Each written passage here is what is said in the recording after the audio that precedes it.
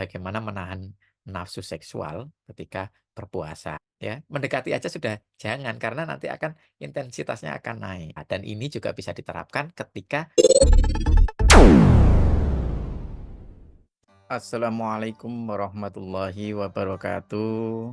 Salam sejahtera buat kita semuanya. Ketemu lagi dengan saya Rudi Cahyo, masih selalu di Kata Rudi Cahyo edisi spesial Ramadan. Kali ini kita akan membahas lagi satu pertanyaan dari mahasiswa ya.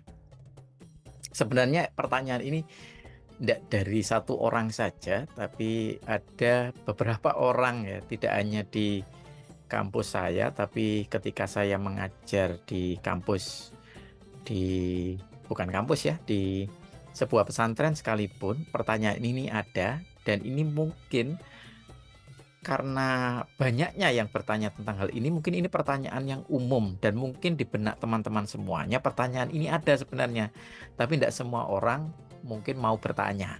Ya, tidak semua orang mau menanyakan ini. Apa pertanyaannya? Pertanyaannya adalah bagaimana sih kita menahan nafsu kita di bulan Ramadan? Dan nafsu ini kita tidak sedang membahas tentang, tidak sedang berbicara tentang nafsu makan, nafsu minum gitu ya, atau nafsu berbuat kejahatan atau menyakiti orang gitu ya. Bukan. Ini nafsu yang dimaksud ini yaitu nafsu hasrat ya, hasrat seksual. Nah, kayak gitu. Dan pertanyaan ini yang saya bilang tadi tidak hanya pertanyaan dari seseorang yang suami istri, karena memang kan berhubungan intim suami istri pun juga punya waktu, atau ketika bulan Ramadan, ketika berpuasa kan juga tidak diperkenankan ya, kecuali malam hari ketika tidak sedang berpuasa. Nah, pertanyaan ini tidak hanya datang dari mereka yang sudah punya pasangan secara resmi, tapi juga dari teman-teman kita yang belum berpasangan. Karena ya dalam kehidupan sehari-hari mungkin bisa dimaklumi ya, ketika melihat lawan jenis, apalagi kalau lawan jenisnya dengan berpakaian agak terbuka, agak mengundang gitu ya. Baik itu yang laki-laki melihat perempuan maupun perempuan melihat laki-laki. Karena yang bertanya pun tidak hanya laki-laki, tapi memang lebih banyak laki-laki. Karena laki-laki biasanya memang lebih ekspresif dan lebih terbuka untuk mengungkapkan atau menanyakan hal yang semacam ini. Tapi yang perempuan tetap ada, meskipun tidak sebanyak yang laki-laki. Nah, kali ini kita akan bahas tentang hal itu. Ya, berbicara tentang hasrat untuk melakukan hubungan seksual.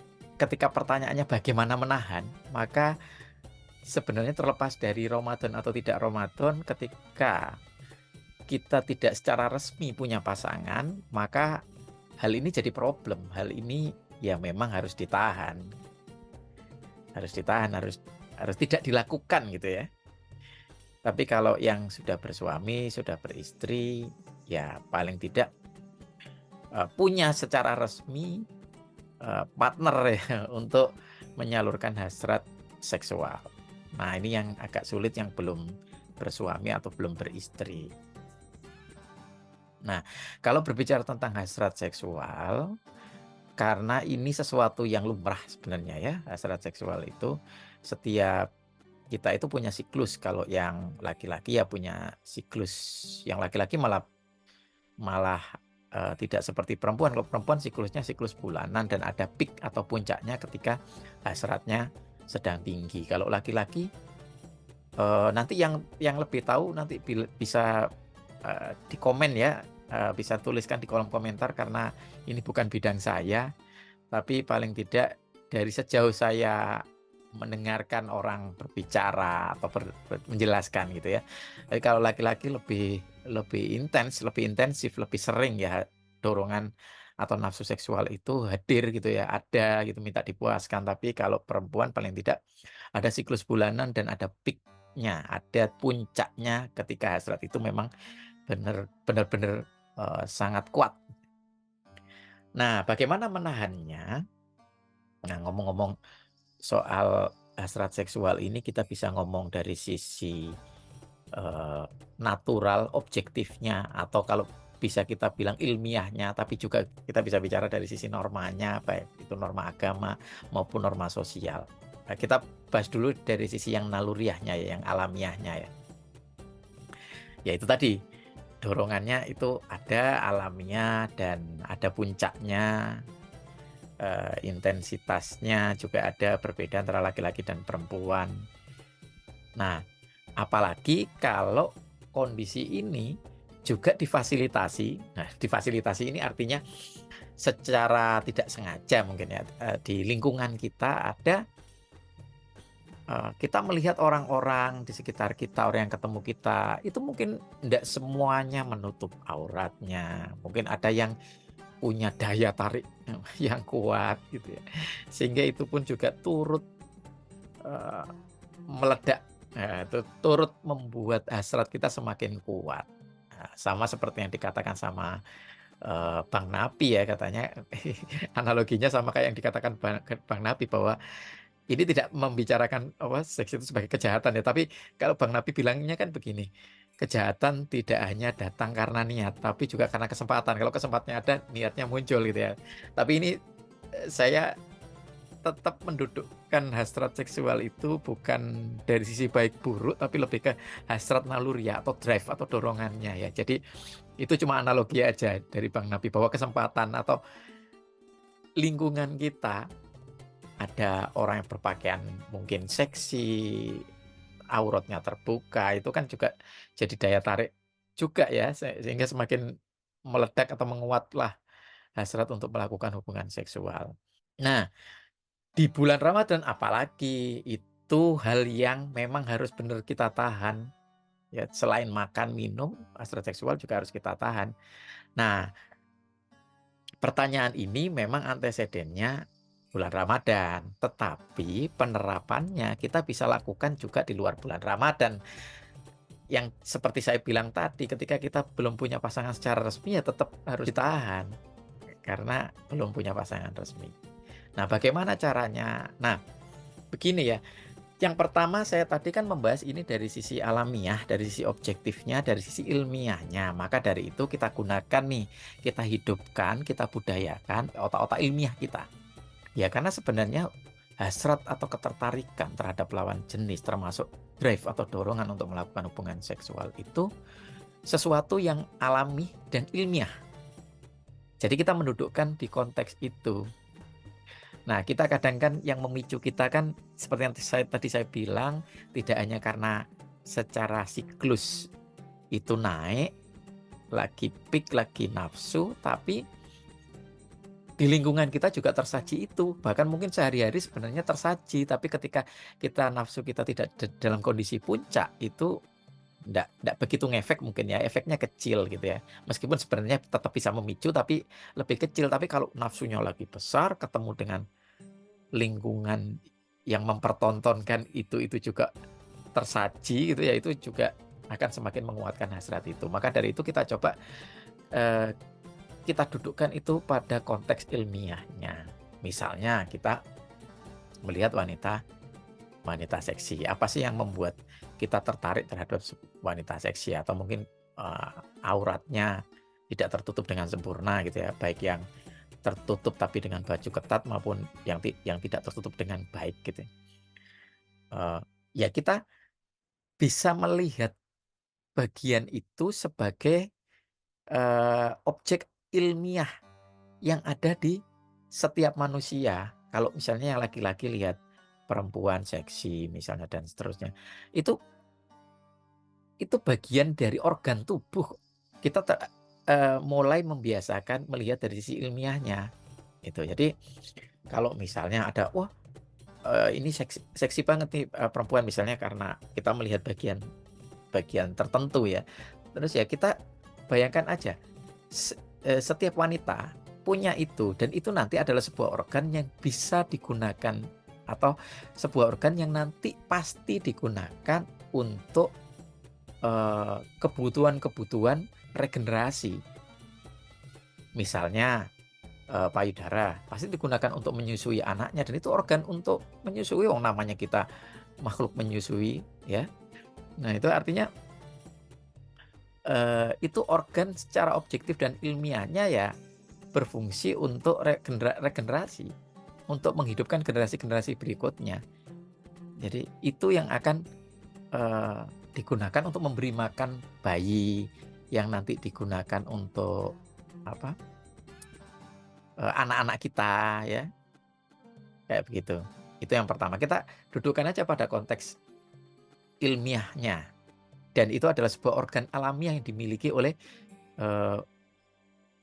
baik laki-laki maupun perempuan. Jadi kalau laki-laki ya punya kekhasannya apa organnya, misalnya kakar, dadanya bidang, six pack, mungkin seperti itu ya. Kalaupun tidak six pack ya tidak apa-apa, tapi paling tidak organ-organ itu, bagian-bagian itu, bagian tubuh itu mungkin memiliki daya tarik buat lawan jenis. Ya, begitu juga yang laki-laki ke yang perempuan, bentuk tubuhnya mungkin dan seterusnya.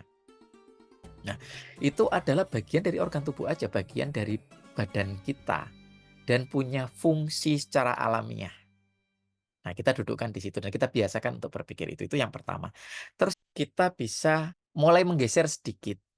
Dari ilmiah ada irisannya nanti dengan sesuatu yang sifatnya etis atau etika. Ya.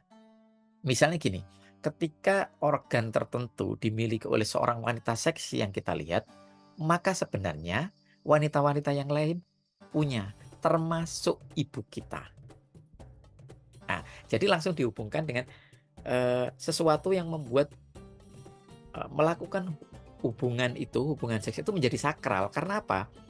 Karena dikaitkan dengan sesuatu yang alamiah, kodrat, dan ada di sekitar kita, di keluarga kita. Ya, kalau misalnya taruhlah kita melihat perempuan gitu ya, terus kemudian wah punya ini seksi, bentuk tubuh seksi atau bagian tubuh tertentu seksi, terus kemudian kita ya ingat kembali bahwa itu dimiliki oleh semua wanita, termasuk ibu kita. Jadi langsung dihubungkan dengan anggota keluarga kita yang membuat seks itu sifatnya sakral kemudian. Kenapa? Ya karena ada orang yang kita hormati juga punya kodrat yang sama, yaitu ibu kita. Nah itu. Jadi selain mendudukkan di ilmiahnya, kita geser sedikit ke wilayah etisnya. Jadi itu juga dimiliki oleh ibu kita gitu ya. Atau mungkin kakak kita, kakak perempuan kita kalau itu laki-laki. Atau kalau yang perempuan dimiliki oleh ayah kita. Kayak gitu ya. Nah itu yang membuat itu akhirnya jadi sesuatu yang alamiah dan ilmiah. Terus kemudian kita geser sedikit ke wilayah etisnya dengan mengaitkan bahwa itu juga dimiliki oleh keluarga dekat kita, orang-orang yang kita hormati gitu ya. Sehingga kemudian jadinya drive atau dorongan seksual itu ketika mau dipuaskan dengan sembarangan itu kita berpikir bahwa ini adalah sebuah perilaku yang sakral sebenarnya. Karena kita menghormati ibu kita menghormati kakak kita, menghormati bude bule kita itu kalau perempuan. Atau sebaliknya kalau yang perempuan tertarik ke laki-laki, kita menghormati ayah kita, menghormati pakde kita, om kita, kakek kita yang juga punya kodrat yang sama, punya hal-hal yang memiliki daya tarik itu. Ya, selain yang pertama tadi untuk regenerasi, secara ilmiahnya juga digeser sedikit ke wilayah etisnya. Itu yang pertama caranya. Bagaimana dengan wilayah ke hukum, norma, atau agamanya ya? Tadi kan sudah bergeser sedikit ke wilayah etis ya. Nah, lebih kepada ke arah tabunya ya, digeser sedikit lebih sakral ke arah tabu. Sekarang kita kalau ngomong hukum, norma, berarti ada sesuatu aturan. Nah, kita sekarang ke arah aturannya. Nah, kalau ngomong aturan seperti apa? Nah, kalau aturan, ini balik lagi ke budaya masing-masing kalau aturan ya. Ya semoga saja, atau saya kok yakin ya, kalau di hampir sebagian besar budaya itu menganggap bahwa seks itu tidak bisa dipenuhi secara sembarangan atau bersifat tabu. Itu pasti. Ya, meskipun tidak semuanya, mungkin ada negara-negara tertentu yang nggak seperti itu, tapi sebagian besar saya yakin seperti itu. Tetapi kita coba pertajam, yaitu dengan mendudukkan ini pada konteks agama kita. Karena yang tanya ini kan dihubungkan sama puasa tadi ya, sehingga saya akan melihatnya dari sisi aturan di agama Islam. Kalau di agama Islam, ini berarti untuk yang sudah punya pasangan secara resmi, ini lebih bisa di-manage, lebih bisa dikelola ya. Hanya saja mungkin cuma butuh dibicarakan dengan pasangan, belum tentu si pasangan ready atau bersedia, pasti mungkin cari waktu dan seterusnya gitu ya. Itu istilahnya secara norma sosialnya kayak begitu, tetapi akan jadi masalah buat yang belum punya pasangan secara resmi. Maka dari itu kita coba lihat dari sisi agamanya. Kalau dari sisi agama, tentunya teman-teman tahu larangan yang berbunyi seperti ini, wala taqrabus zina. Jadi janganlah sekali-kali mendekati zina. Ya, jangan mendekat kepada zina. Nah, ini beda banget loh larangan ini dengan larangan yang lain.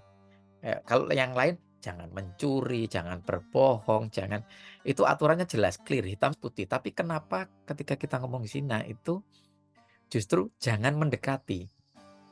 Nah, ini yang mungkin barangkali teman-teman yang jarang sekali mengkajinya. Kenapa kok jangan mendekati? Karena perilaku zina itu sifatnya gradatif. Gradatif. Bahkan kadang orang tidak sadar melakukannya. Seperti ada istilah zina mata, mungkin barangkali saja, atau di imajinasinya itu sudah berpikir macam-macam dan seterusnya itu ya. Itu gradatif sifatnya, bergradasi. Maka jangan mendekati zina, itu berarti juga jangan mendekati mulai dari gradasi terkecil atau gradasi yang paling ringan. Melihat lama-lama gitu ya jangan. Nonton tayangan, tontonan, video porno dan seterusnya. Itu juga mulai bergradasi udah. Jangan berduaan di tempat yang sepi. Meskipun belum melakukan kegiatan hubungan intimnya, tapi tetap itu sudah mulai mendekati atau masuk ke gradasinya. Nah, itulah kenapa jangan mendekati. Kenapa? Karena sifat dari perilaku seks itu, yang dalam berhubungan intim itu, sifatnya itu secara intensitas akan apa ibaratnya ya, tuntutannya akan lebih dan lebih sampai pada pemuasan hubungan intimnya dalam bentuk orgasmenya.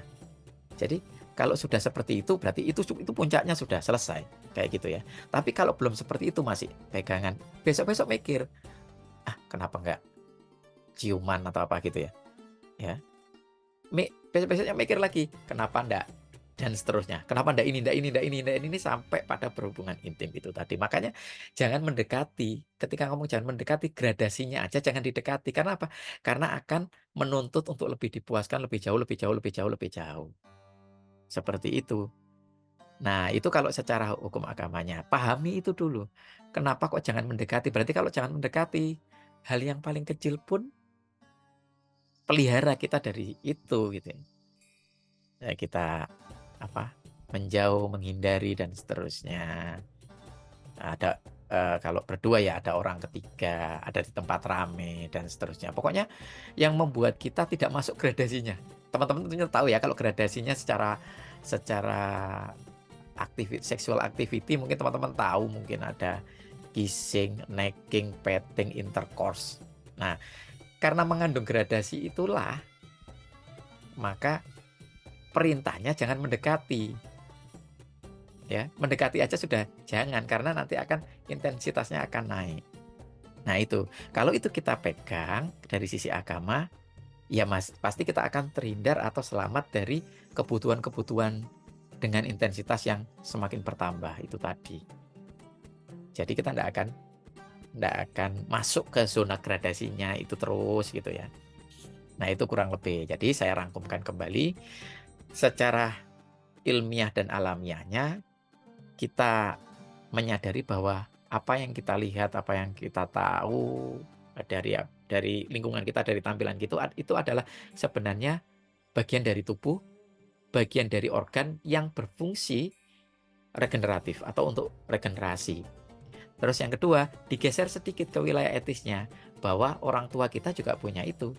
Ayah kita, ibu kita, tante kita, om kita, kakak kita, orang yang kita hormati. Sehingga kemudian jatuhnya akan sedikit lebih sakral, bergeser ke arah sakral atau jadi tabu. Nah, itu kan juga mengurangi kemudian perbuatan yang lebih jauh ya ke arah hubungan seks. Terus secara agamanya tadi yang dipegang adalah jangan mendekati. Kalau sudah jangan mendekati, maka gradasi yang paling rendah pun jangan didekati, karena akan menuntut pemuasan lebih jauh. Itu kira-kira untuk menjawab pertanyaan bagaimana menahan nafsu seksual ketika berpuasa. Dan ini juga bisa diterapkan ketika di luar puasa, ya. Buat yang belum berpasangan, ya bisa diterapkan. Demikian kata Rudi Cahyo kali ini, semoga bermanfaat buat teman-teman semuanya. Jangan lupa beri dukungan buat Rudi Cahyo TV dengan cara like video ini, atau video-video yang lain ditonton. Diberikan dukungan dengan memberikan like, share ke teman-teman yang lain buat sama-sama belajar, atau berkolaborasi juga bisa dengan menuliskan komentar ya. Kalau mau nulis topik-topik yang ingin dibahas juga silakan di bawah, di komentar ya, di kolom komentar, beri komentar. Dan yang belum subscribe, silakan subscribe. Sampai ketemu lagi di Kata Rudi Cahyo spesial edisi Ramadan. Assalamualaikum warahmatullahi wabarakatuh.